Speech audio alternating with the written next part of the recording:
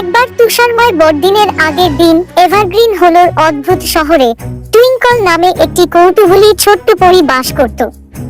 Twinkle তার দুষ্টু মনোভাব এবং অ্যাডভেঞ্চারের প্রতি ভালোবাসার জন্য পরিচিত ছিলেন। এই বছর সান্তা তাকে একটি বিশেষ কাজের দায়িত্ব দিয়েছিল, শহরের ক্রিসমাস ট্রিতে অতিরিক্ত জাদু ছিটিয়ে দেওয়া। উত্তেজিত এবং দৃঢ় প্রতিজ্ঞ, টুইঙ্কল তার মন্ত্রমুগ্ধ স্টারডাস্টের ছোট্ট ব্যাগ নিয়ে রওনা হলো।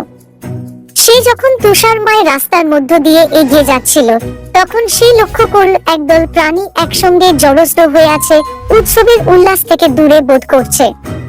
তার চোখের একটি পলক দিয়ে টুইঙ্কল প্রতিটি কোণে আনন্দ ছড়িয়ে দেওয়ার সিদ্ধান্ত নিয়েছে। তিনি প্রাণীদের কাছে গিয়েছিলেন এবং স্টারডাস্টের ছিটা দিয়ে স্নোফ্লেকগুলিকে ক্ষুদ্র উপহারে পরিণত করেছিলেন। কাঠবিড়ালিরা একনের আশ্চর্যের মোড়ক খুলেছে, পাখিরা চকচকে পালক খুঁজে পেয়েছে এবং খরগোশরা সুস্বাদু গাজরের খাবার আবিষ্কার করেছে। শব্দটি দ্রুত ছড়িয়ে পড়ে এবং শীঘ্রই পুরো শহরটি হাসিতে বেঁচেছিল। টুইঙ্কলের দুষ্টতা উদারতায় রূপান্তরিত হয়েছিল, ক্রিসমাসের আসল চেতনাকে এভারগ্রিন হলোতে নিয়ে এসেছে।